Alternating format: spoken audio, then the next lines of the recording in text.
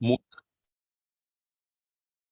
muy buenas tardes a todas y todos los miembros de esta reunión tan interesante del Aula Abierta Oriente 2023, segundo semestre, una invitación a la estética, autores y conceptos básicos. Hoy, lunes 23 de octubre, vamos a cerrar este ciclo de charlas con el profesor Daniel Tobón y su conferencia titulada Un medio realista, algunos problemas de la filosofía en el cine. Daniel Jerónimo Tobón Giraldo es doctor en Ciencias Humanas y Sociales de la Universidad Nacional y magíster en Filosofía, profesor del Instituto de Filosofía de la Universidad de Antioquia.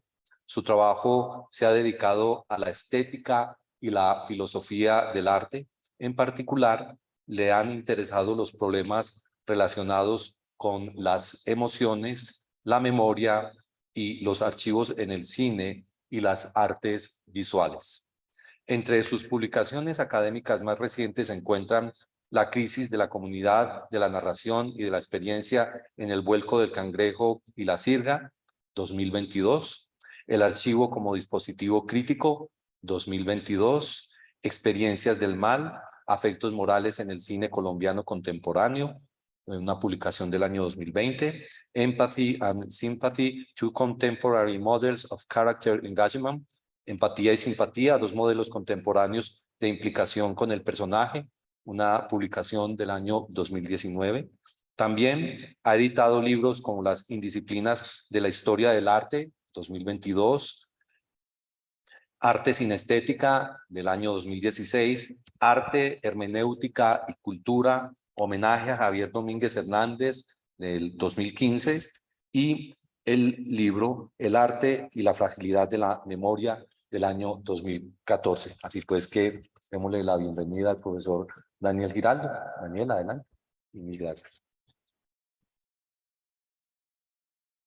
Muchas gracias, John, por la presentación y muchas gracias a ustedes por estar aquí presentes, que son los que le dan sentido a ese tipo de experiencias. Como ven, el título de la charla ha cambiado desde la propuesta inicial al momento de la realización. Nadie que haya escrito cualquier cosa será extraño a la experiencia de que uno piense que va a hacer algo y descubra que tiene que hacer algo bastante diferente a la mitad del camino, ¿no? En este caso decidí, digamos, delimitar el objetivo de la charla, que plantea algo mucho más amplio en términos de filosofía del cine y filosofía en el cine, a un problema concreto. Este problema es un acercamiento a una cuestión que ha resultado particularmente difícil para la filosofía, es pensar qué es el cine en concreto. Esa respuesta nunca es fácil, pensar qué es un arte específico. Quienes hayan visto la charla de la semana pasada sobre filosofía de la literatura se habrán dado cuenta de que se enfrentaban también, ¿cierto?, una serie de dificultades para intentar acercarse a una definición de qué puede ser la literatura. Eso ocurre también con el cine, pero en el caso del cine creo que hay una dificultad particular. Y esta dificultad se deriva de que hay una relación entre técnica y arte que es a la vez muy estrecha y muy problemática en este caso. ¿Por qué es problemática? Porque el cine, es claro, un medio realmente muy reciente. Disculpen que no sé dónde tengo el control de la presentación. Debe estar por acá.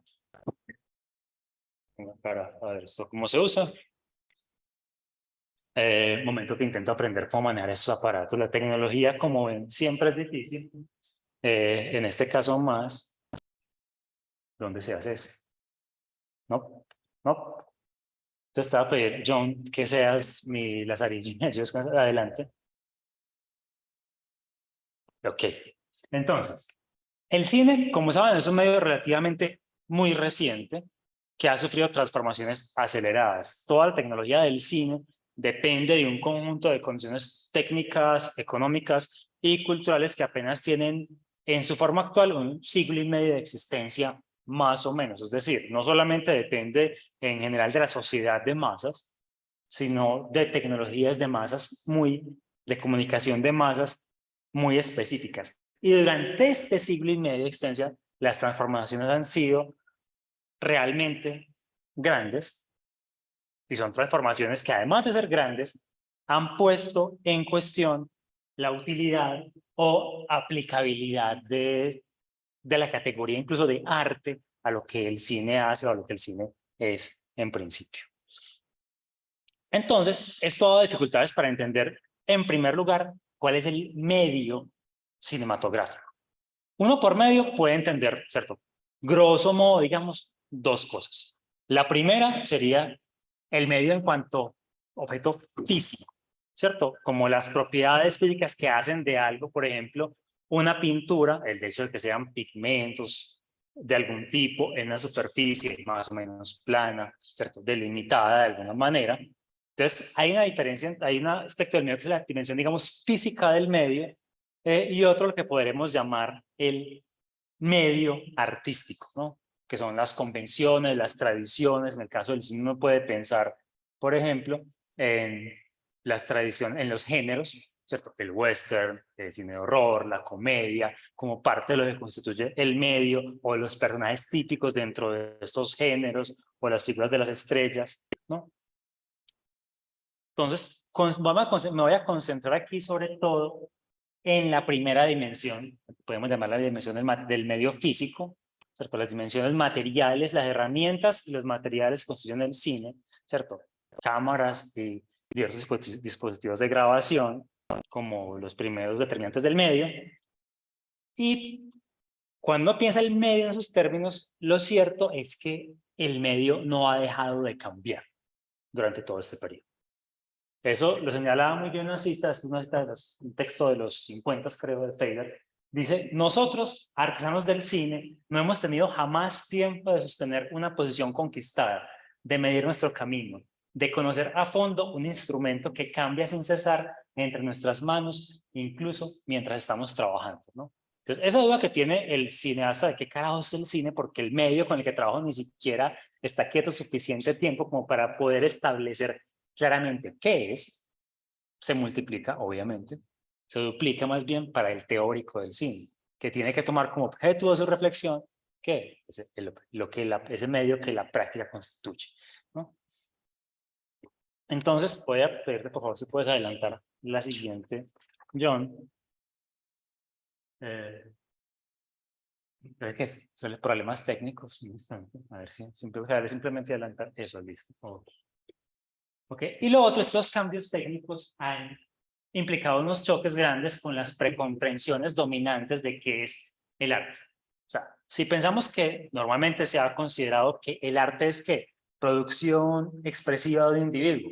El cine no es producción expresiva de un individuo, sino que es de un colectivo que además tiene unas estructuras económicas muy grandes detrás, que frecuentemente tienen tanto peso o más de cualquier individuo, director, productor, el que sea, a la hora de decidir cómo funciona una película, ¿no? La recepción, ¿cierto? No es la recepción individual que se suele pensar en las obras de arte, la recepción, digamos, el modelo de la recepción solitaria concentrado en la experiencia estética, que uno puede pensar en la imagen, sobre todo, ¿cierto? La persona que de pronto está en un sillón con una lucecita concentrada en su libro, ese modelo como de soledad de recepción aislada, claramente no aplica al cine, ¿cierto? Cuya recepción es más bien masiva. La obra que es masiva en vez de individual, y la relación entre arte y realidad, sobre la cual nos detendremos más enseguida, ¿no? Puedes pasar por favor a la siguiente, John. Entonces, la idea es que aunque el cine, que para poder pensar el cine podemos tener que pensar un poco en esas historia de la técnica del cine. Que eso nos va a permitir comprender por qué algunos problemas básicos de la filosofía del cine han tenido tanta relevancia y qué pasa con esos problemas el día de hoy, ¿cierto? El problema del realismo en concreto, creo que saca su muestra su relevancia desde esta perspectiva. En concreto, entonces voy a dejar de lado muchas otras cuestiones que podría tocar sobre la filosofía del cine y me concentraré más bien en la cuestión de si ese medio, en qué sentido podemos decir que el medio del cine es realista y por qué es importante para comprender qué es el cine en general y los retos a los que enfrenta la filosofía del cine y el cine en general hoy, ¿no? Y para eso les voy a proponer un recorrido con 2 pasos básicos. El primero es un intento de pensar la ontología del cine a partir de la ontología de la fotografía. O sea, empezamos con la fotografía porque por ahí es donde comienza el asunto, por ahí es donde surge el cine. Y luego daremos un salto para intentar pensar, si el tiempo nos da, que ojalá que sí, el salto de lo digital. ¿Qué implica la digitalización de la cultura y la digitalización de los sistemas de producción de imágenes para esa comprensión del cine, ¿no? Entonces, comenzamos, devolverlo un poquito todavía, John, qué pena. Comencemos, ¿cierto? Con esto, ¿cierto? La primera fotografía, la que normalmente tiene el registro, una fotografía que toma Nicephore Nips, más bien, en francés, en 1826, una pequeña vista desde la ventana del Leclerc, se llama, ¿no? Entonces, se suele pensar que esta es como la primera fotografía en general, la primera que logra una fijación de una imagen sobre un soporte. Si puedes pasar la siguiente, por favor, John, yo creo. Eso.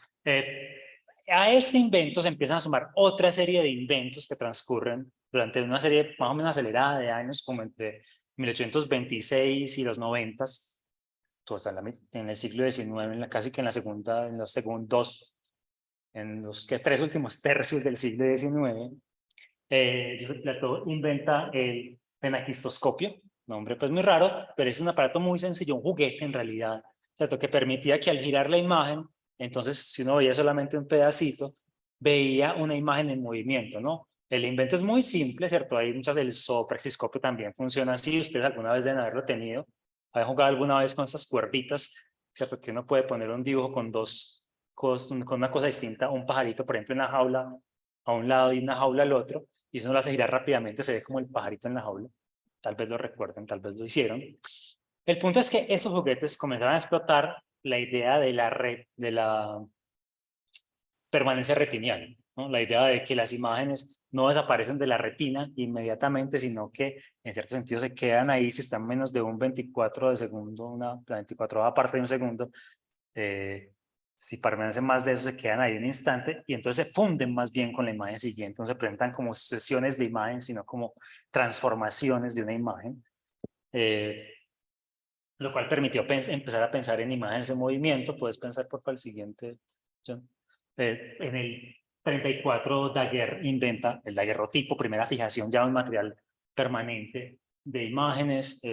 Adelante, John, por favor.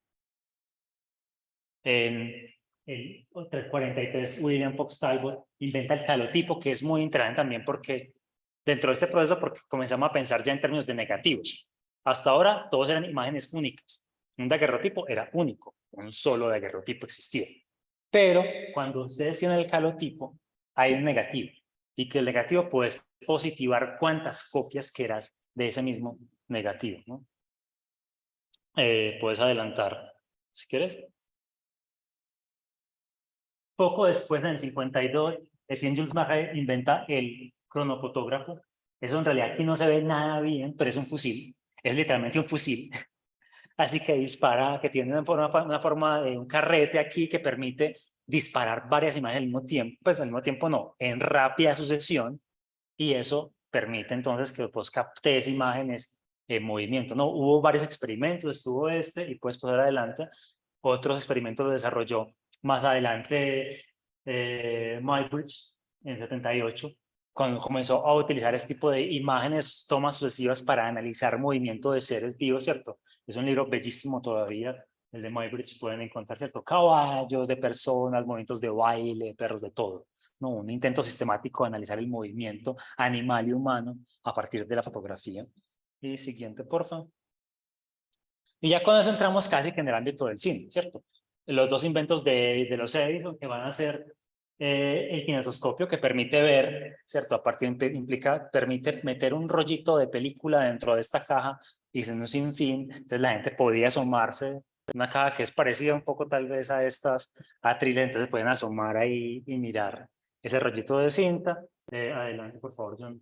El siguiente, el kinetógrafo, que es la máquina que permitía, digamos, grabar esas imágenes, y la versión más perfecta siguiente de esos inventos que venía a ser el cinematógrafo de los hermanos Lumière. Ahí no se ve ni pito, pues para ustedes, espero que por lo menos la gente que esté en línea sí lo pueda ver, que la imagen es muy bonita, pues el objeto como objeto es muy bello, y que además ser bello es fantástico porque permitía grabar imágenes, permitía revelarlas, permitía proyectarlas. Era 3 en 1, ¿no? Entonces era una máquina que, claro, dentro de esa pequeña, aparente simplicidad de una cajita de madera con nada, pues construía una revolución tecnológica absoluta. Y esa es la primera vez que podemos hablar ya propiamente del cine, ¿no? En el 96, un poco más adelante, ya comienzan las primeras presentaciones de películas como forma de entretenimiento popular, ¿no? Entonces, lo primero que nos debería dejar claro como este pequeño recorrido histórico es, fíjense, el cine deriva de la fotografía en términos genéticos, genealógicos, ¿cierto? Son los mecanismos fotográficos los que permiten que surja el cine. Pero la fotografía tiene una ontología muy particular. El término ontología, ¿cierto? Es como raro, es muy abstracto, parece miedoso, pero no hay que temerle al término ontología, es simplemente una forma de ser, y en este caso en particular una forma de referencia que le da su estructura específica. Las fotografías, ustedes saben, las fotografías químicas, en parte las fotografías que se producen por medios analógicos, tienen una relación muy particular con el objeto del cual son fotografías. Las fotografías, podemos explicar esta idea quizá a partir de una distinción que establecía Peirce entre 3 tipos de signos, ¿cierto? Peirce decía, tenemos iconos que son imágenes que se relacionan con un objeto por su parecido con él, ¿cierto? Pues son similares a otra cosa, ¿no? Por ejemplo, en el caso de no sé, pues seguramente el público no podrá verlo acá, en el caso de una pintura cualquiera, aquí tenemos una al fondo, si quieren ver allá, vamos a ver, ¿cierto? Que eso tiene semejanza, ¿cierto? En términos de forma, figura o color con mujeres y con un hombre o con una especie de que es un sátiro, yo creo lo que hay, ¿cierto? Lo que está ahí. Una posibilidad. Podemos tener también símbolos. Los símbolos tienen una relación, digamos, arbitraria con el objeto al cual se refieren, como por ejemplo la palabra vaca. Una palabra vaca, ¿qué tiene que ver con una vaca? ¿Se parece a una vaca? En absoluto. Hemos establecido una relación convencional entre la palabra vaca y el ser vaca. Y un tercer tipo de símbolos, ya aquí, pues, digamos, de formas de signos más bien, de este tipo de signos serían acá los signos indexicales. Los signos indexicales son signos que son más bien rastros que indican que son indicios. Implican son una especie de rastro o huella del objeto al cual denotan. Ejemplos de eso. El humo, ¿cierto? El humo es un indicio del fuego. ¿Por qué? Porque suponemos que hay un vínculo causal entre el humo que vemos y un fuego que tiene que haberlo producido, ¿no? Hay una relación causal entre el humo y el fuego. El humo ha sido causado por el fuego. El trueno y el rayo, ¿cierto? Si escuchamos el trueno puede ser un signo indexical del rayo. ¿Por qué? Porque nos indica que ha estado ahí. La huella de un animal, ¿cierto? La huella, literalmente, el rastro es un indicio de que ahí ha estado el animal y muestra que el contacto físico del animal con un trozo de tierra, ¿no? Y eso es justamente lo que pasa con la fotografía. ¿Por qué? Porque la fotografía depende de que un rayo de luz haya tocado un objeto, haya rebotado en él y haya cambiado de alguna manera las propiedades de una película, ¿cierto? La fotografía, desde esa perspectiva, es un índice del mundo, es un rastro del mundo, y eso eso cambia la relación que tiene con la realidad, y se puede decir que es la base, digamos, de toda la ontología de la imagen fotográfica y toda la reflexión sobre la ontología de la imagen fotográfica. Hay varias formas de interpretar esta idea, ¿cierto? Muchas formas. Una forma radical la ha propuesto Kendall Walton. Kendall Walton ha dicho, si uno entiende la fotografía como algo que tiene una relación indexical con la realidad, entonces la fotografía no es estrictamente una representación de algo. Es literalmente una forma de ver algo en el pasado. Es decir, así como por ejemplo usamos un lente para ver más lejos o un microscopio para ver lo que está más cerquita, podemos entrar en contacto perceptivo con las cosas del pasado a través de la fotografía, como una especie de prótesis de la visión. O sea, que la fotografía no sería una representación, sino una prótesis de la visión. Entonces, que cuando piensa, aquí no se ve, esto es uno, ustedes recordarán esos pequeños, ¿cómo se llama eso? No recuerdo el nombre de este aparatito con el cual un visor, esos pequeños visores a través de los cuales no tenía fotografías chiquitas, ¿cierto? Como de la familia. ¿Ah? No, porque los caleidoscopios forman imágenes de múltiples colores. No, son pequeños visores que no se ve aquí mucho. Está muy oscuro además. Son plásticos y como angulositos. Eso, entonces no miraba por ahí y se veía la foto, ¿no? Es como si eso desde la perspectiva de Walton, fueran básicamente como una especie de telescopio para ver el pasado. Literalmente estuvieron mirando dentro del pasado ahí, porque estamos viendo un objeto que está producido por un contacto directo con un objeto del pasado. Es un acceso perceptivo mediado al pasado, no una representación. La tesis es radical, sí, pero el hecho de que pueda siquiera pensarse como algo concebible indica que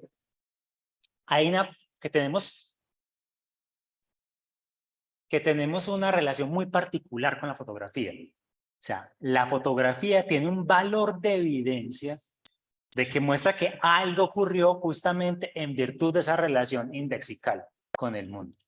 O sea, piensen la diferencia entre ustedes mostrar una fotografía de algo y mostrar un dibujo de algo. Ay, no, yo vi al Yeti, ¿cierto? Ustedes piensan, no, yo vi al Yeti, vi al monstruo de las nieves, al monstruo del lago Ness, o no sé, a la madre monte, y mira el dibujito para probarlo.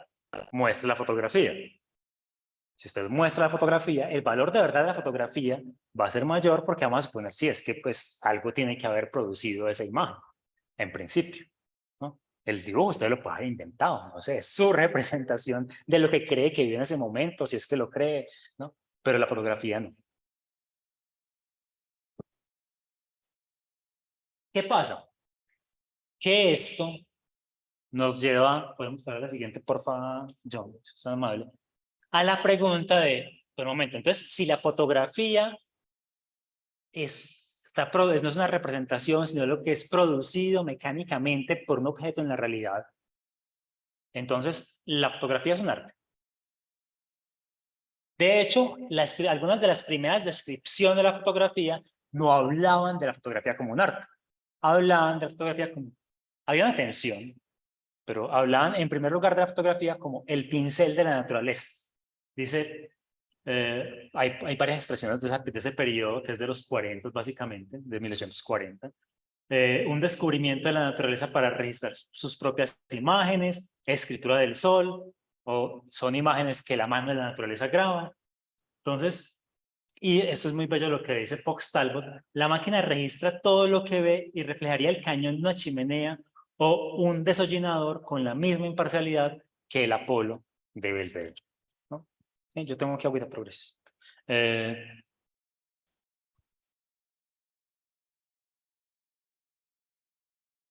Entonces, los primeros fotógrafos son muy conscientes de esto y dicen, esto hace muy particular la fotografía. No estrictamente, quizás, un arte, o no un arte en el sentido tradicional. Vamos a ver la siguiente.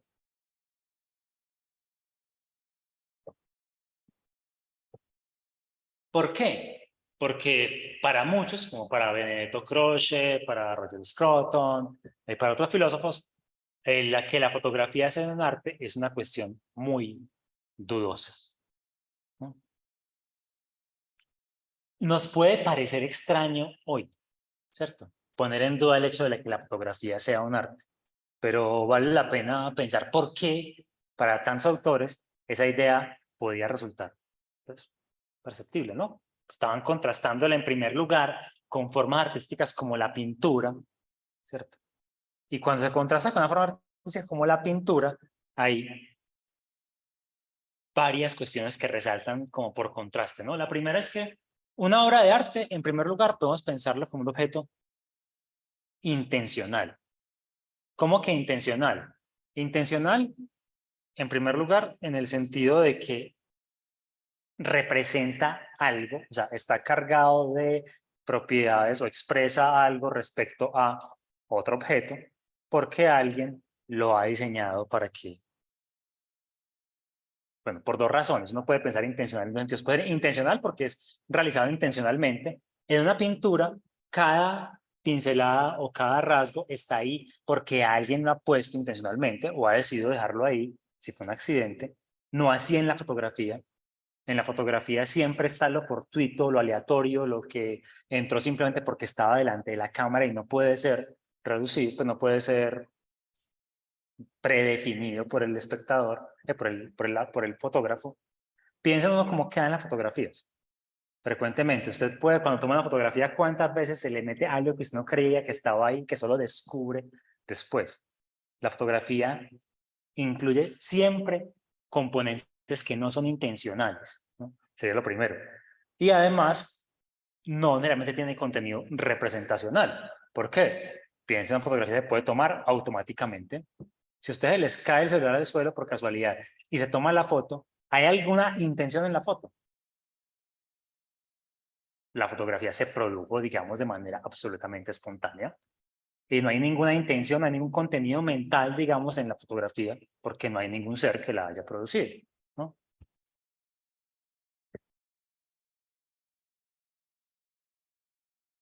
La fotografía, sugeriría este argumento, necesariamente no es un objeto intencional, ¿no? Es un argumento que no es en realidad muy válido. ¿Por qué razón? Porque hay una falacia modal, en realidad. Una cosa es decir que la fotografía no sea necesariamente un objeto intencional porque se pueda producir una fotografía por azar. Y otra cosa muy distinta, decir que una fotografía necesariamente no tiene contenido intencional, ¿cierto? A pesar de esa falacia, el argumento fue muy repetido, digamos, durante los primeros años de la discusión sobre si esta fotografía era un arte o no. John, pasemos. Siguiente. El segundo argumento que solía pensar es el argumento del control. O sea, el presupuesto es que para que algo sea una obra de arte debe ser posible controlar todos los aspectos de su realización, porque lo que juzgamos respecto a una obra de arte es de qué manera el autor ha podido como trabajar los diferentes aspectos del medio. De qué manera ha podido, porque si puso esta pincelada así, por algún motivo tiene que ser, si eligió distribuir la forma de esta manera en el cuadro, por alguna razón, tiene que ser. Y lo que sugerían estos argumentos primeros, estos argumentos contra la fotografía como arte, es que un control así no era posible en la fotografía, por las razones que ya expresábamos hace un momento. Sí, porque hay demasiadas cosas fortuitas e incontroladas que necesariamente entran en ella, ¿no? Es fácil ver por qué estos argumentos fracasan, ¿cierto? Los argumentos parecen ignorar las dimensiones de control que están en la fotografía, porque desde luego hay dimensiones de control en la fotografía. Uno puede pensar en la edición, uno puede pensar en el encuadre, en la elección de lentes, la elección de la velocidad de obturación, la elección del diafragma, la elección del punto de vista, la elección, ¿cierto?, de si se mueve o no la cámara o interpreta la toma. O sea, hay X cantidad de dimensiones expresivas que son las que nos permiten decidir, uno, que las fotografías tienen contenido intencional y dos, que es posible controlar el medio fotográfico, ¿no? Pero si tuvieron tanta fuerza es porque la idea de que la fotografía es algo así como algo que se registra mecánicamente ha sido también muy potente culturalmente. Si no, sería incomprensible, no podíamos entender por qué esos argumentos tuvieron tanta potencia como han tenido históricamente, ¿no? Y además porque en el fondo eso siempre permanece como una posibilidad de la fotografía, incluso si podemos controlar muchos aspectos de la fotografía de manera artística, e incluso si podemos dotarla de contenido intencional y expresar cosas a través de la elección de color, de la forma, del encuadre, todo, sigue habiendo un momento en la fotografía analógica que no es controlable, que es puramente indexical, que se refiere simplemente a la manera en que la realidad ha dejado la huella en este objeto. Y eso permanece ahí siempre. Es decir, es ineliminable en la fotografía analógica, ¿no? Bueno, entonces, podemos pasar a la siguiente, por favor. Llevamos un rato hablando de fotografía, en vez de ir a lo del cine, ya pasamos a lo del cine. Pasemos a esa parte que corresponde ya. Ok. Entonces, los primeros argumentos respecto a la naturaleza artística o no del cine justamente se apoyaban en la discusión sobre la fotografía. Entonces, la idea básica es que el cine no podía ser un arte porque derivaba sus cualidades básicas de la fotografía y la fotografía no es un arte, ¿cierto? Si el cine es una forma de fotografía, simplemente de fotografía que se pasa aceleradamente, y la fotografía no es arte, entonces ¿cómo carajo va a ser arte el cine? ¿Cierto? Ese parecía el argumento, ¿no?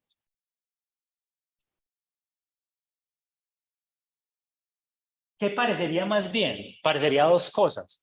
La primera, parecía un espectáculo de feria, o sea, un espectáculo técnico que permitía simplemente el desarrollo de la, pues no sé, la maravilla frente a los avances técnicos del siglo XIX, ¿cierto? Primera cuestión.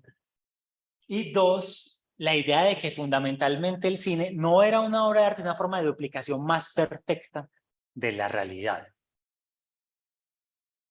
En cierto sentido, el cine, de hecho, enraizaba así con la historia del arte desde el Renacimiento. ¿Por qué? Una forma de leer la historia del arte del Renacimiento, lo que se ha llamado la gran narrativa, la narrativa de Vasari, es la idea de que el arte desde Giotto, más o menos, comenzó a buscar una especie de representación cada vez más profunda y más verosímil, más realista del mundo, ¿no? Entonces, que el desarrollo de la perspectiva, el desarrollo del modelado, de la tridimensionalidad, del sombreado para generar la impresión de espacio, que es un desarrollo que básicamente se da desde el siglo XIV, XIII hasta el siglo XIX, culmina en el cine.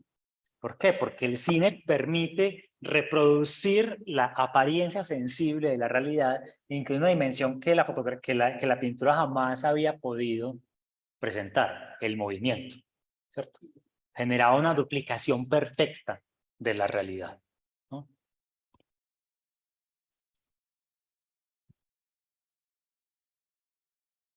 Decía André Malraux, el cine no es más que el aspecto más evolucionado del realismo plástico que se inicia en el Renacimiento, ¿no? Entonces, ese argumento, como bien estaba la impresión muy fuerte de que el cine no más que un arte era simplemente una forma de duplicar la realidad, ¿cierto? Y en cuanto tal, no algo directamente artístico. Puedes pasar porfa a lo siguiente.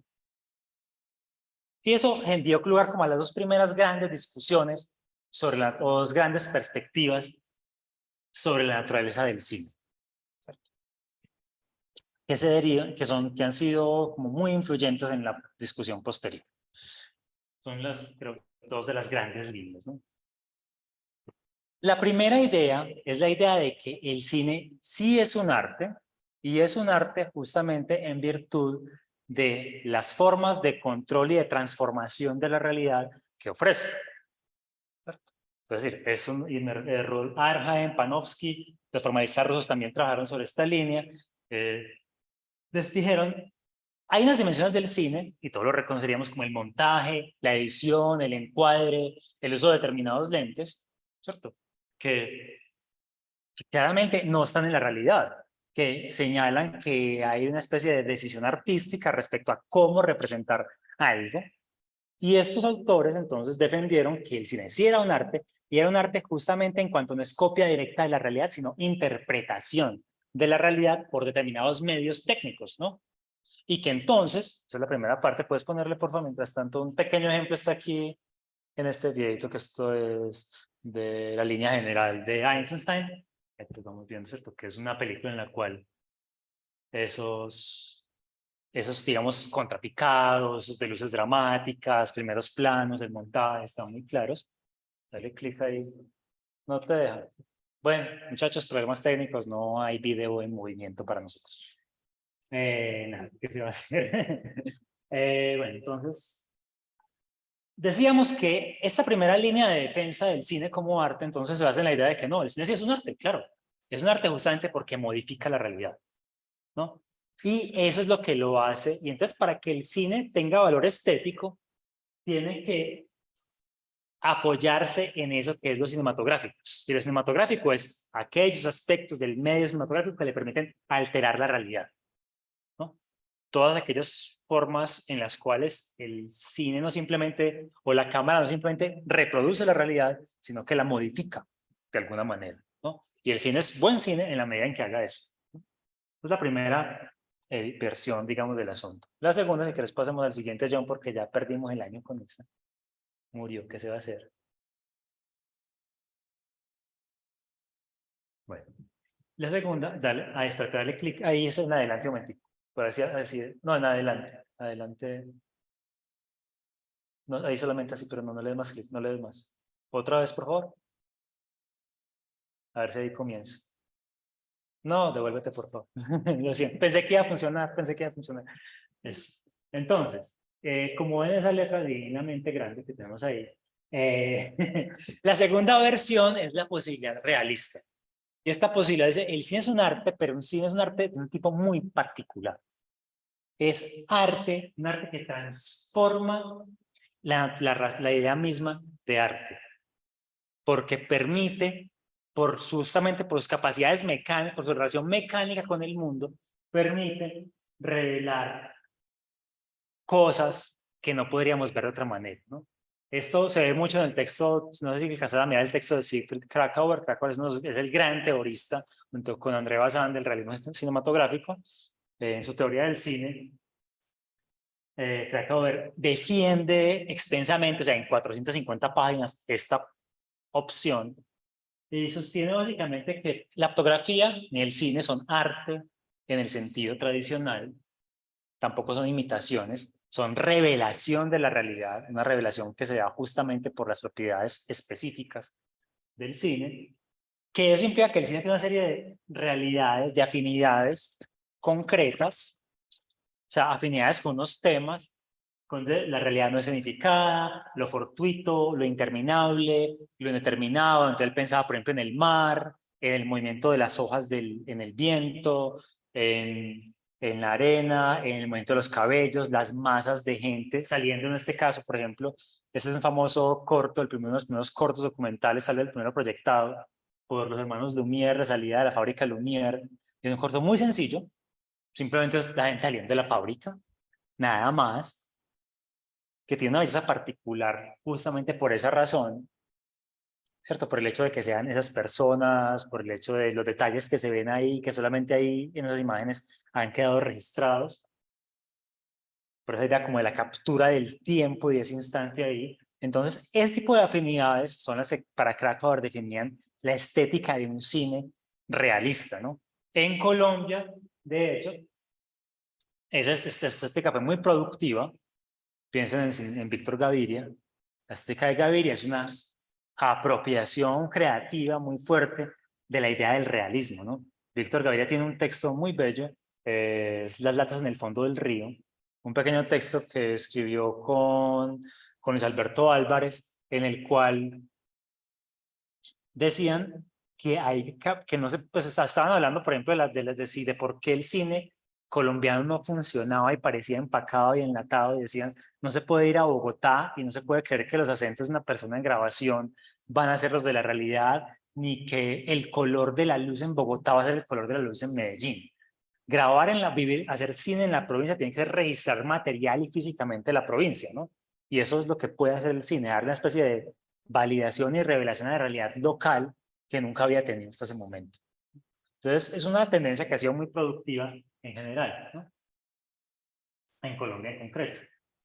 Voy a citar este fragmentito de Krakauer. Pongo por acá donde estábamos. Bueno, creo que no lo tengo acá. Un momento, me devuelvo acá. El representante que acabo de decir, la cinematografía es en esencia una extensión de la fotografía y por ende comparte con este medio una marcada afinidad por el mundo visible que nos rodea. Los films hacen valer sus propios méritos cuando registran y revelan la realidad física. Esta realidad influye en muchos fenómenos que difícilmente podrían percibirse si no fuese por la capacidad de la cámara para captarlos al vuelo. Y como todo medio de expresión es parcial y tendencioso, con respecto a aquellas cosas para las que está singularmente dotado para transmitir, es lo que el cine esté animado por el deseo de retratar la vida material más transitoria, la vida en lo que tiene de más efímero, ¿no? Entonces, eso es un programa no solamente ontología de la imagen del cine, sino una estética del cine, porque dice, el cine es bueno, estéticamente bueno, cuando hace lo que el propio medio le pide hacer. Y para Krakauer esto es registrar la realidad material, ¿cierto? En aquello que tiene más de efímero, más de transitorio, en lo cambiante, lo que no se puede ver a simple vista, sino porque es demasiado grande, etc., ¿no?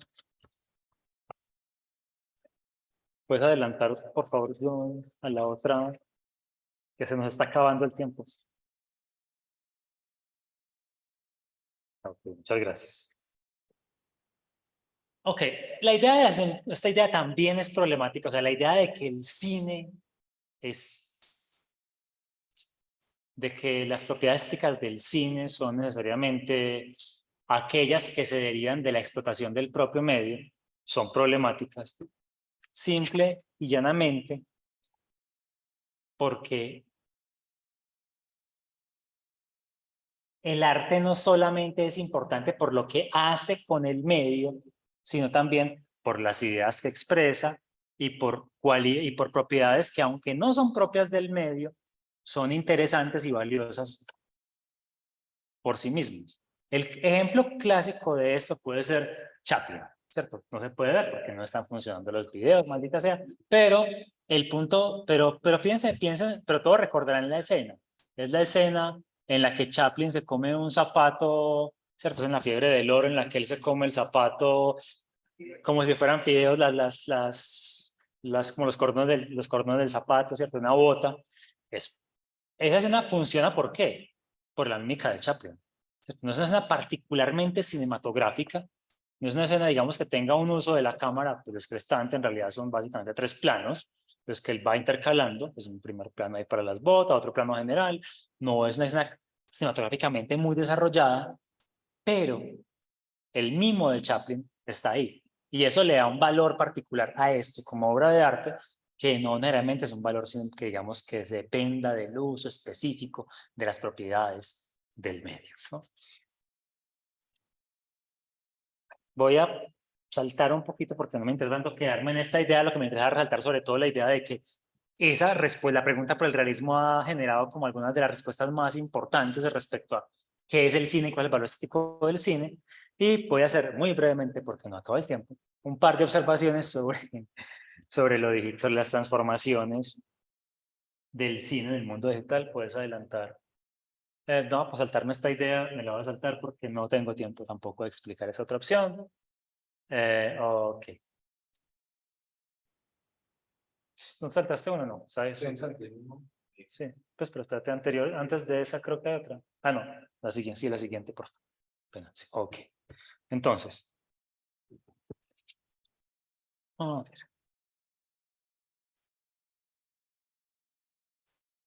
Bueno, sabemos todos, no es ninguna cosa extraña, que el cine, bueno, y la imagen en general han sufrido una transformación radical desde los años, no sé, 80 por lo menos en adelante, ¿no? Claramente ya lo que llamamos acción real, o sea, la filmación de actores en situaciones, en escenarios concretos, no es la única opción para producir películas. Cada vez la creación de imágenes es un mecanismo más fácil, pues, o más expedito y más accesible para la producción de películas. Las filmaciones de acción real, además, aunque se realicen, cada vez van perdiendo esa relación indexical con la realidad porque cada vez son más procesadas y cada vez las puede procesar más. Un ejemplo de esto es El de Indiana Jones, la última película de Indiana Jones, ustedes saben que en esa película rejuvenecieron a Ford, o sea, filmaron a Ford, a Harrison Ford, sí, pues viejito, que tiene, no sé, 70 años o 70 y tantos, y lo devolvieron a los 30, ¿cierto? Pues a punta de animación digital, ¿cierto? Y eso cada vez es un gesto más accesible para la filmación, y eso implica que y si bien siempre ha sido cierto que lo que vemos del actor no es toda su presencia, Walter Benjamin lo sabe muy bien, sino los fragmentos que la edición permite ver del actor. Esto hace que cada vez el actor tenga menos control y menos relación directa con lo que aparece en la pantalla.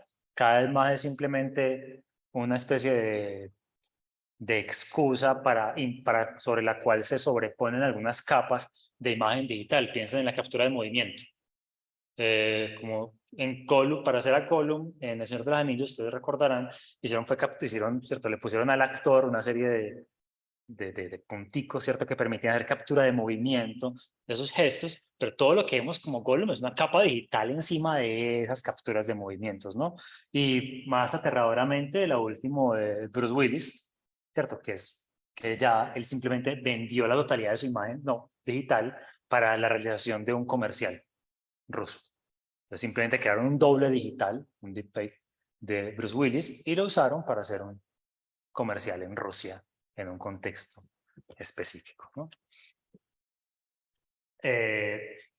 Cada vez se borra la distinción entre creación y modificación, y las inteligencias artificiales cada vez son más capaces de crear imágenes en movimiento independientemente de cualquier, ¿cierto?, posibilidad de intervención humana, ¿no? Cada vez más estamos más cerca de que las inteligencias artificiales hagan películas por sí solas, y ustedes habrán escuchado, ¿cierto?, de la reciente huelga que ha tenido lugar en Estados Unidos, de los sindicatos de actores, de guionistas, ¿y cuál otro? Fueron de actores, de guionistas, no recuerdo qué otro sindicato, justamente para evitar o controlar, intentar establecer como algún tipo de medida respecto al uso de inteligencias artificiales en la producción cinematográfica, ¿no? ¿Esto qué implica para el cine? Pues curiosamente, uno implica el aumento de cierta forma de realismo. Un realismo que no es el realismo no es el realismo de esa relación material con la realidad, sino el realismo de la ilusión, ¿cierto? El cine, o sea, si basado en 1946 decía, algo que voy a leer en este momento, dice, el cine surge como el desarrollo de un mito, como el cumplimiento de un mito. El mito que dirige la invención del cine viene a ser la realización de la idea que domina confusamente todas las técnicas de reproducción de la realidad que vieron la luz en el siglo XIX, desde la fotografía al fonógrafo. Es el mito del realismo integral, de una recreación del mundo a su imagen, una imagen sobre la que no pesaría la hipoteca de libertad de la interpretación del artista ni la irreversibilidad del tiempo. Entonces, si el cine surge como una especie de mito de duplicación completa de la realidad, lo que nos ofrece el cine digital es una creación completa de una realidad nueva y cada vez más inmersiva, ¿cierto? A un punto que todavía, digamos, no sabemos cómo se va a desarrollar, ¿no? Probablemente la realidad virtual, ¿cierto? Los lentes de realidad virtual, los mundos virtuales de Meta y demás son el fondo, son, digamos, el horizonte de desarrollo tecnológico en el cual se va a llevar a cabo en el que sí, en el que va a llevar a cabo de manera más plena ese mito del cine total, ya no es el mito del cine total, sino un mito el mito de Meta, digamos, el mito de la realidad virtual en Meta, que aparece sobre todo como una ilusión e inmersión en la realidad, ¿no? Les decía, ya no tanto como ya no es un realismo del contacto con la realidad material, sino que es el realismo de la impresión absoluta de realidad, ¿cierto? Que me rodea por todas partes en la realidad virtual. Es un realismo, pues, no indexical, ¿no? Y esto implica, voy a citar un fragmento de Manovich que dice, el realismo es el concepto es el concepto que inevitablemente acompaña el desarrollo de asimilación de los gráficos de computadora en 3D en los medios, en las publicaciones del ramo y en artículos de investigación, La historia de investigación tecnológica, de innovación tecnológica e investigación se presenta como una progresión hacia el realismo. La habilidad de simular cualquier objeto de tal manera que su imagen computarizada es indistinguible de una fotografía. Al mismo tiempo, se señala constantemente que este realismo es cualitativamente diferente del realismo de la imagen ópticamente, de las tecnologías de imágenes ópticamente basadas, la fotografía y la película, pues la realidad simulada no está vinculada indexicalmente con el mundo existente, ¿no? Entonces, cuando estas imágenes comienzan a proliferar, lo que tenemos es una especie de erosión de la confianza en el valor de verdad de la imagen. ¿A qué me refiero con esto? Seguramente todos ustedes han oído hablar de los deepfakes y todos participamos un poco de esas preocupaciones cada vez crecientes respecto a, oiga, ¿qué es un deepfake o qué no es un deepfake? ¿Esto que me pasa en sí es cierto o esto no es cierto, no? ¿Hasta qué punto aquello que consideramos fotografías siguen siendo fotografías o hasta qué punto ya no son fotografías, sino simplemente recreaciones alteradas por una inteligencia artificial? O sea, estamos entrando ahí y esas angustias se van a hacer cada vez mayores inevitablemente. Estamos en la punta de una transformación cultural realmente de nuestra relación con la imagen en términos de la confianza en el valor indexical de las imágenes. O sea, yo veo muy difícil que de aquí a 20 años podamos creer en cualquier fotografía. Vamos a regresar un poquito al punto de las antiguas imágenes científicas, por ejemplo, de las expediciones, ¿no? Que llegaban, como decían, traían un grabado, decían, vea, esas son la gente que vimos por allá, y uno confiaba porque sí, el grabado es muy bien la imagen. Ahora traen fotografías y las fotografías tienen cierta como valor de verdad, valor jurídico, pero ¿cuánto tiempo lo conservarán? Probablemente no de manera indefinida. La facilidad de nuestra formación va a hacer que eso se desaparezca un poco, ¿no? Y por último, ya pues como para no adelantarme mucho a esto, tenemos también una transformación en general en la forma de circulación de las imágenes, a lo que llama a veces la iconosfera, ¿no? Sabemos que hay una producción masiva de imágenes personales, que estas circulan sobre todo ya en redes sociales, ¿cierto? No son distribuidas centralmente, que hay unas esferas de recepción muy particularizadas, ya no es, digamos, la gran recepción masiva del cine, cada vez vemos más que la gente ve, ¿cierto? En Netflix, en HBO, en no sé dónde, en YouTube, hay una serie de nichos que han transformado, que han hecho, se han hecho que se pierdan esas grandes comunidades de recepción que había dominado el cine y la televisión. Ya es difícil que encontremos una serie que todos estemos viendo de la manera en que, no sé, todos en su momento, los que vimos la generación, pues vimos Café o, no sé, Calamar, ¿cierto?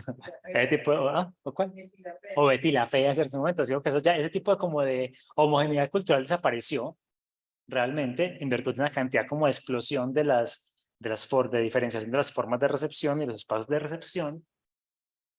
Una recepción que es fragmentada y discontinua, que ya vemos, que vemos de a pedacitos, interrumpida, y en el cual todas las pantallas, digamos, han confluido en el computador y sobre todo en el celular, ¿no? Esto, obviamente, pues, abre una cantidad de preguntas para para el cine, para la filosofía del cine, ¿cierto? Como que, cómo relacionarnos con este nuevo realismo, cómo podemos pensar esas transformaciones y, y cuál es el lugar del cine y de la imagen y el valor de la imagen cinematográfica una vez que parece casi inevitable que esa forma antigua, digamos, de justificación de su relación con la realidad, que era el realismo, cada vez pierde su sostén cultural, ¿no? Bueno, voy a dejar ahí porque creo que es mejor dejar como abierta la cuestión y porque ya se nos acaba el tiempo. Les agradezco mucho la atención y quedo aquí pues si hay como preguntas y quieren continuar la conversación. Bien, estoy mirando acá. ¿Quieres hablar acá, John? Porque Tenemos preguntas. Estoy buscando la en el chat. Sí. Bueno, tenemos una aquí, entonces no sé, profesor Felipe, si la dice, bueno, la repito acá para el público, si algo. Tengo una curiosidad. Sí, señor. Una comparación entre el cine y la teatro. La comparación entre el cine y el teatro, porque Has establecido la relación entre el cine y fotografía, por el medio.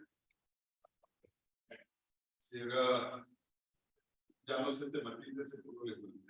Por ejemplo, la actuación, los actores, el formato de teatro, el formato cine, televisión, eso ya no.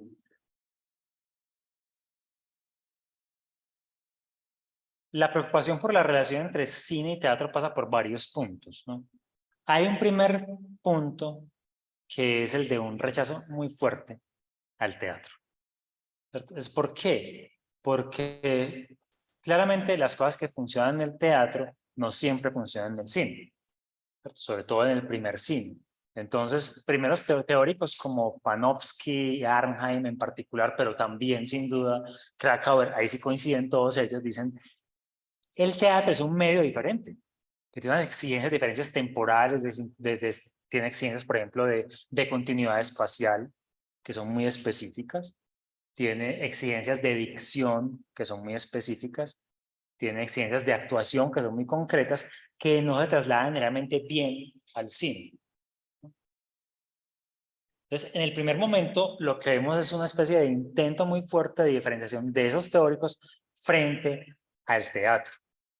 Y frente al teatro como modo artístico, frente a los actores de teatro, frente a la forma de actuar de los actores de teatro cuando pasaban al cine, y frente al uso de obra, y frente al intento de convertir el cine en arte, digamos, trayendo grandes obras de teatro al cine, ¿cierto? Porque sugerían, eso implicaba olvidar las especificidades del medio. La teoría las teorías de los cinemáticos, o sea, las teorías que dicen el cine es estéticamente bueno cuando logra explotar sus propios medios, no son ciertas en su totalidad, tienen problemas, pero sí son una mentira noble. Una mentira noble es una mentira que es útil, que sirve para el desarrollo de la sociedad. En el caso, lo cinemático es una mentira noble. ¿Por qué? Porque ayudó a los artistas a enfocarse en el desarrollo de las posibilidades del medio, ¿cierto? No son todos los que hacen varios para cine, pero implicó ese desarrollo, entonces implicó también un rechazo muy grande del teatro como forma artística, ¿no? Sí, espérate, termina acá esa cosa, ¿no? Esa investigación, digamos, en días recientes, pues no la veo tanto. Realmente el último artículo muy bueno que yo conozco sobre eso es de Susan Sontag, pero es muy viejo, como el 65. No, pero realmente es precisamente una preocupación que no entra tanto. Hay una preocupación más grande, sobre todo, más interesante creo yo, o ha entrado más grande sobre la diferencia entre la actuación para el cine y la actuación para el teatro. Y la diferencia entre la figura de la estrella o la relación de la estrella o del actor de cine con su personaje frente a la relación que tiene el actor de teatro con el personaje, ¿cierto? Entonces es como sería pues como el punto que te diría pero no te puedo responder más cerca, como más en el horizonte más cercano. Sí, pero tenemos una pregunta por acá ya.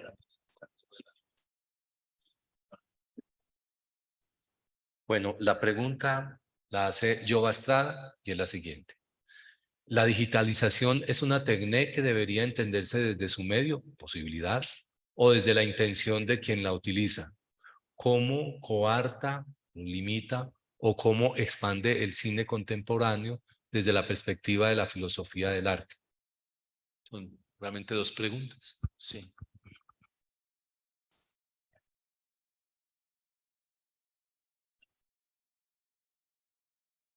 Toda técnica y todo medio como técnica tiene posibilidades, ¿cierto? Abre una serie de posibilidades y cierra otras, ¿no?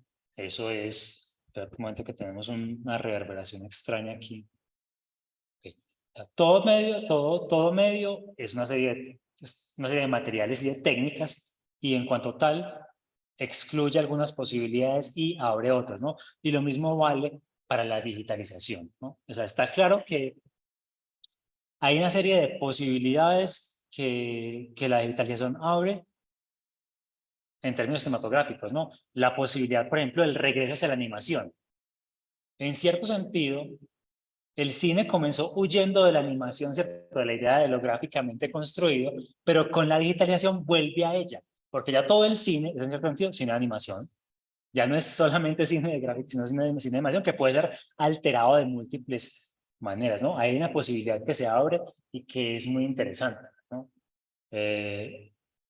Una dificultad, eso sí, es que esa posibilidad de momento tiene unas restricciones de acceso altísimas. O sea, a diferencia de otras formas de hacer cine más o menos, pues cine digital, pero cine relativamente tradicional, que hoy en día pueden ser realizadas incluso con un celular, ¿cierto?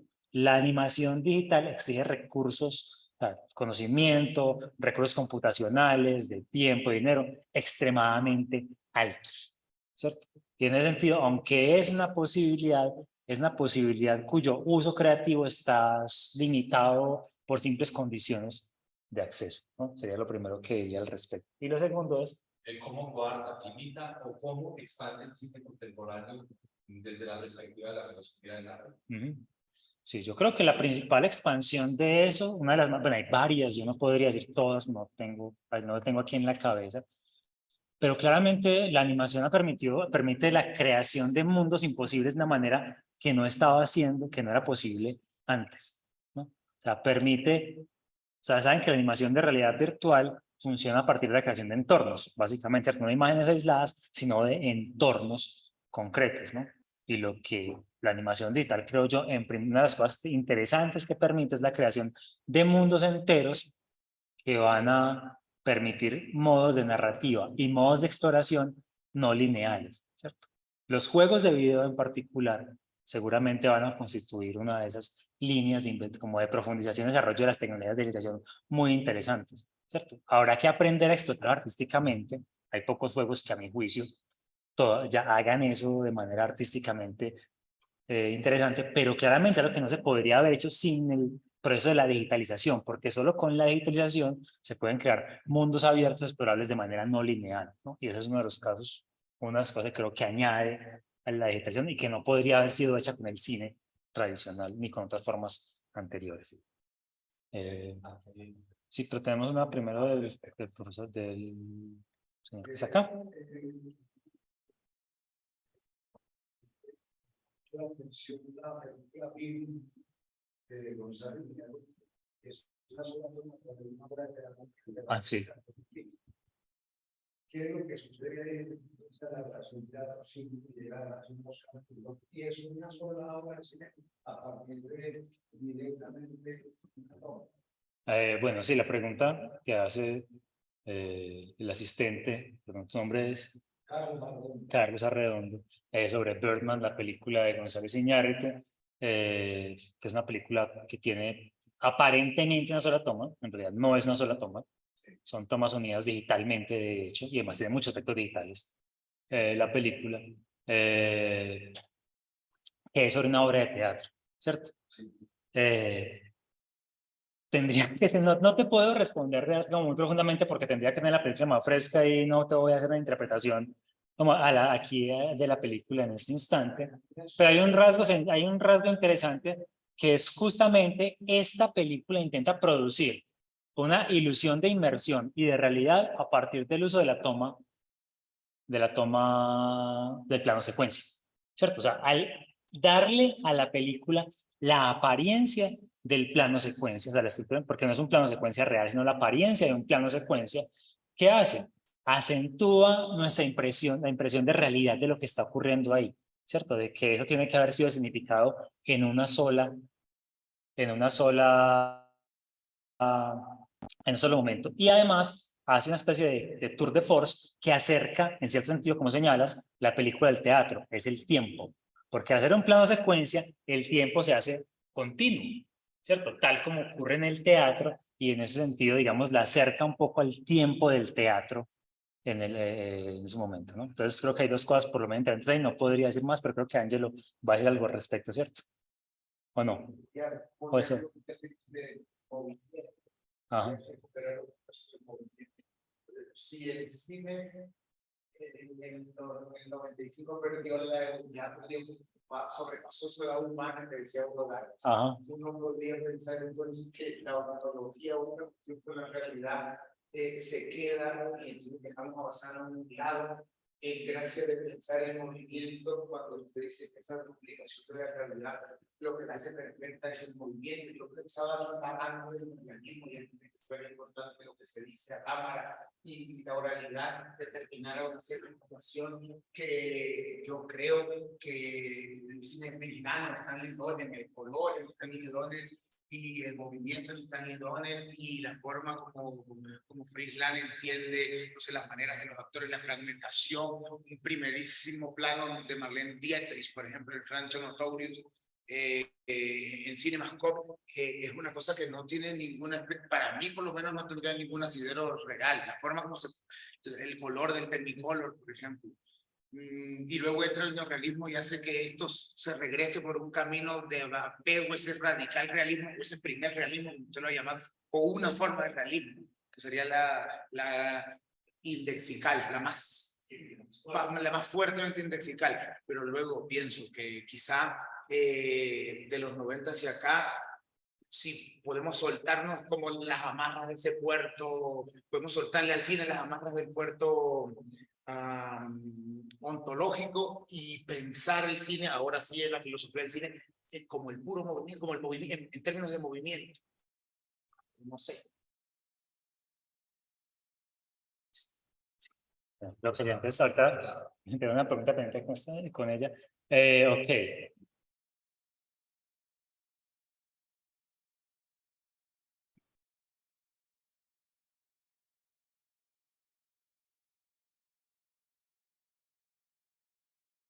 Uno puede pensar, pero con vos me parece muy bien, que la otra de las líneas fuertes aquí no la he explorado. Bueno, hay varias líneas fuertes para pensar la ontología del cine. Y para mí la del realismo es la más, como la que atraviesa más a fondo toda la historia del pensamiento sobre el cine y por eso quería concentrarme en esta. Pero ciertamente otra línea es la cuestión del movimiento. ¿Por qué? Uno puede enfatizar la definición de qué es el cine y pensarla. Uno, el cine es una imagen producida, ¿cierto? Una copia de la realidad en todos los detalles, o la alternativa del cine es una imagen en movimiento, ¿cierto? Con todo lo que el movimiento implica, ya no en términos de realidad, sino en el tipo de relación que tenemos frente a lo que ocurre en la pantalla, el tipo de mundo que se construye en la pantalla, ¿cierto? El tipo de acontecimiento que se da en la pantalla. Entonces, claro, uno podría pensar que otra forma de pensar, digamos, la crisis de la indexicalidad, para poner los términos, hoy, es decir, desarraiguémonos de la cuestión de la ilusión o de la indexicalidad de la imagen y pensemos más bien en el movimiento y el tipo de mundos que el movimiento que puede construir el cine. Hay varios autores que traen la dirección, no solamente Deleuze, que el primero que viene a la cabeza con eso, también pienso en Martin Sell. Martin Sell está trabajando justamente una ontología, una antropología del cine muy interesante, eso es filósofo, pero él piensa una antropología del cine como ser movido y movimiento, que el efecto fundamental del cine es ser movimiento y que, perdón, que la naturaleza del cine es ser movimiento y que el efecto fundamental del cine es movernos a nosotros, generar un movimiento, la presión de movimientos y movimiento del cuerpo en el espacio, por así decirlo, ¿no? Que es una línea muy interesante de reflexión, sería muy chévere explorar. No toda la palabra porque tenemos allá dos preguntas por acá, acá y acá. No. Primero, una duda. Sí, tendrán. Es la de Luis Fernando, quien pregunta cómo se podría relacionar lo fenomenológico con el cine o la fotografía. Pues le pediría a Luis Fernando que ampliara un poquito la pregunta porque me queda muy amplia. Si me puedan precisar un poquito la pregunta, se lo agradecería porque como que no la capto así tan fácil, es muy amplia. Pero si hay una idea más frente, voy a pedir la pregunta. Solamente tengo que es que entonces en qué momento digamos que se conoce el cine como el séptimo arte, ¿sí? Y entonces en qué momento también deja para ciertos autores deja de ser ese arte, porque uno podría pensar también que los artistas, o sea, digamos los actores tenían los artistas o un director o un un Chaplin, por ejemplo, ¿cierto? O un Bellini, digamos así, sería como un artista. Y la diferencia, o por lo que uno de pronto ve en un actor cuando pasa como del teatro al cine, es que realmente, por ejemplo, un Al Pacino que fue todo, digamos, todo el tiempo teatro, cuando lo hace en el cine, uno inmediatamente nota que es mucha mejor la actuación de él por haber empezado con el teatro. Entonces, la diferencia con el teatro es que el teatro de pronto es muy directo con el público, ahí hay público, mientras que en el cine, pues va a haber el público en el momento en que se vea la película. Sí, creo que pasaste por dos temas, ¿no? Solamente en el segundo, que es el de la... Bueno, ahí están los dos. Ok. Históricamente, ¿cuándo comenzó el cine a considerarse séptimo arte? Por lo menos desde los años 10, 20, pero no tengo la fecha. En realidad, muy temprano, lo que pasa es que hay una discusión fuerte. O sea, había gente que lo aceptaba y gente que definitivamente no creían hasta los años 30 y 40, hasta los 60, en que el cine estrictamente fuera un arte. Entonces hay diferentes puntos de... No podría dar una fecha para eso. ¿Sí? Segundo, la crisis de la indexicalidad no implica que el cine ya no exista, implica que el cine ha estallado, por así decirlo.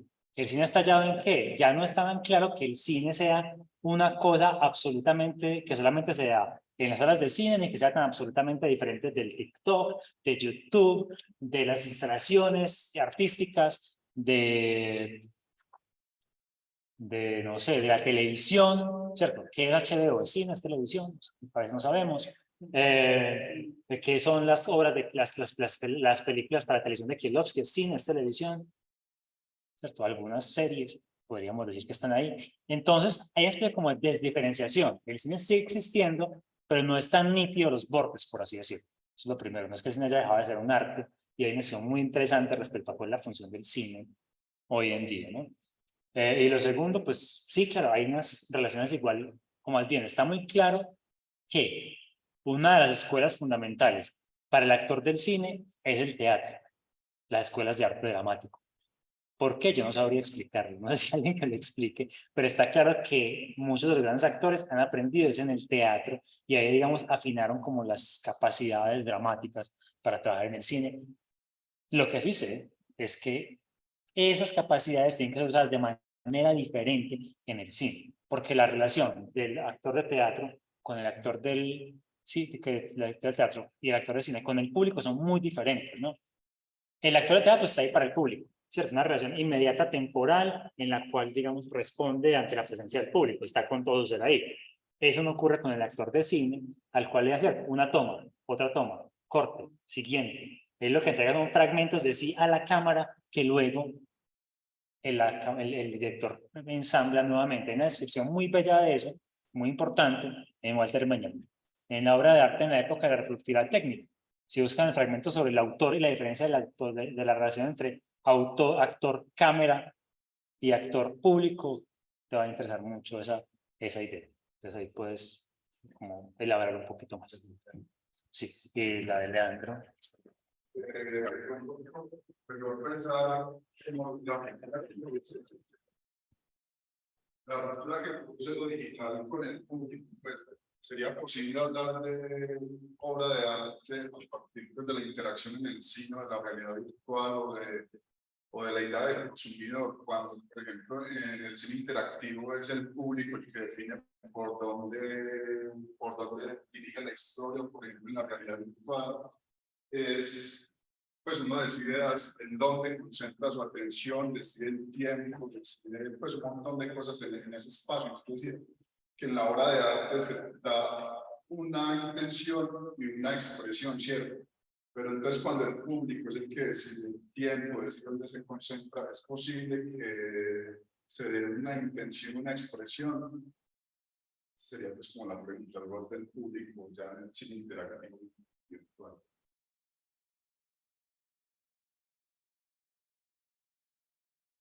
Claro.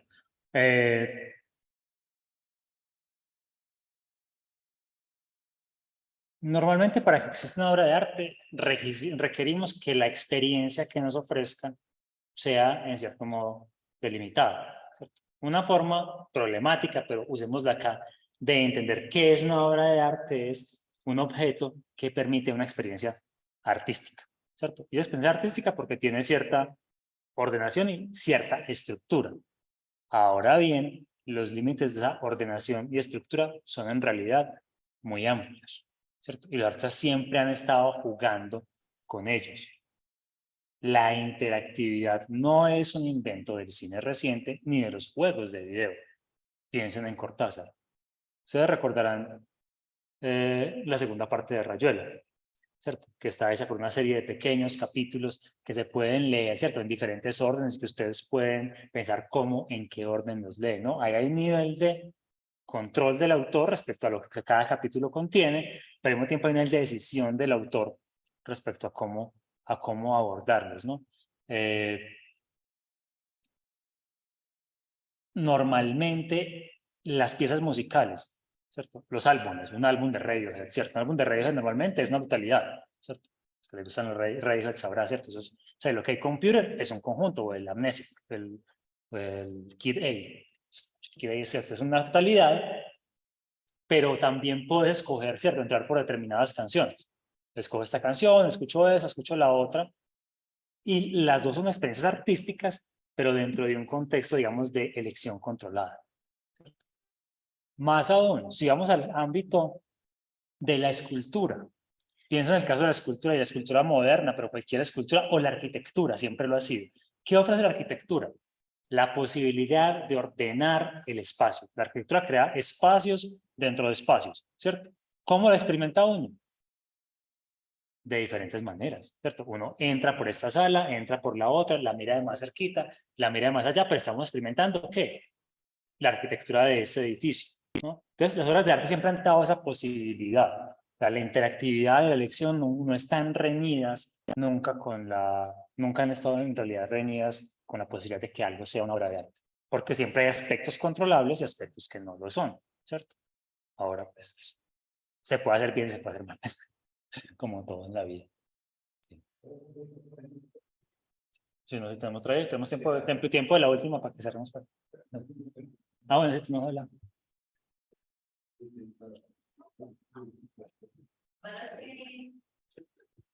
Tengo inquietudes sobre la copia. Puede aparecer en la imagen. Esta es también una posibilidad para plantear. Yo pienso que el cine, incluso mirándolo ahorita desde la digitalización, desde la caricatura, incluso desde la inteligencia artificial que va creando otros mundos posibles, alternos, que hace una distorsión de esa realidad, sigue teniendo como base la copia. Es decir, al mirar la imagen, siempre me va a remitir, y ahí el carácter inicial, siempre me va a remitir a otra cosa.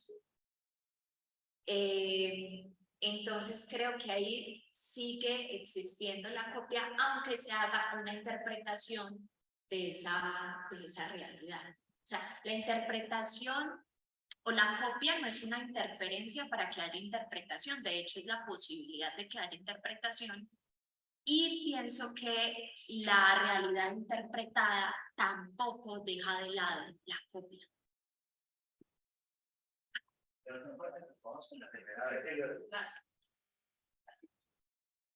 Ok, tenemos que distinguir entre formas de representación, ¿cierto? Yo puedo representar algo de muchas maneras. Representar es volver a presentar, ¿cierto? Entonces uno puede representar algo pictóricamente, ¿cierto? Y en ese sentido estoy diciendo que puedo señalar que existe algo, mostrar algo, apuntar hacia algo, crear una imagen de algo, ¿cierto? Que no necesariamente existe, por ejemplo, pictóricamente.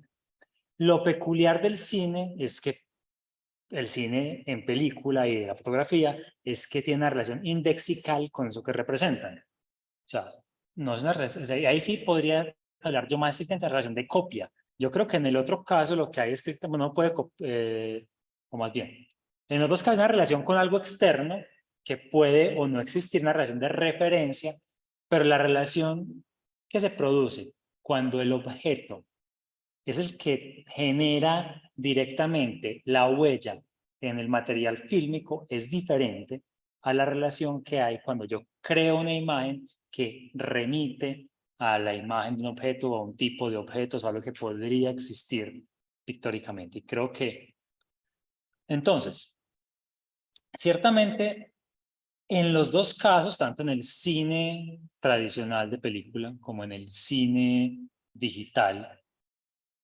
podemos referirnos a cosas. Incluso en la animación podemos, ¿cierto? Referirnos a Bambi, por ejemplo. Podemos prender una fotografía de un ciervo, ¿cierto? Y la imagen de Bambi. En los dos casos tenemos una referencia a algo, solo que en un caso es una referencia mediada por una relación indexical que implica un contacto físico, literalmente a través de la luz entre objetos. Y en el otro caso tenemos una relación con algo que puede o no existir, ¿cierto? Que puede pensarse como una copia quizás de un ciervo real, pero también puede pensarse como simplemente un ser imaginario, que nunca existió, nunca existirá y que tiene unos ojos tan grandes y todo lo demás, ¿no? Entonces, en los casos hay referencia a algo externo, sí, pero hay representación, pero no creo que el mismo tipo de representación. Eso es como el punto que habría que señalar ahí. Bueno, entonces les agradezco mucho, se nos acabó el tiempo, nos están echando, pero de verdad, muchas gracias. No, si quieres.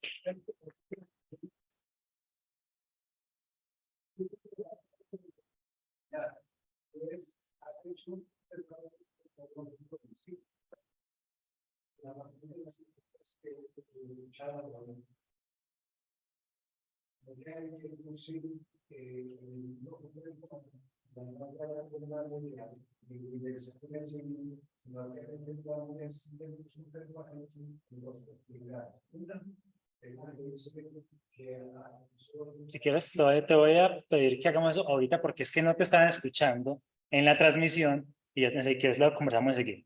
Si quieres, sí, pues, qué pena. Cuestiones de tiempo, ya.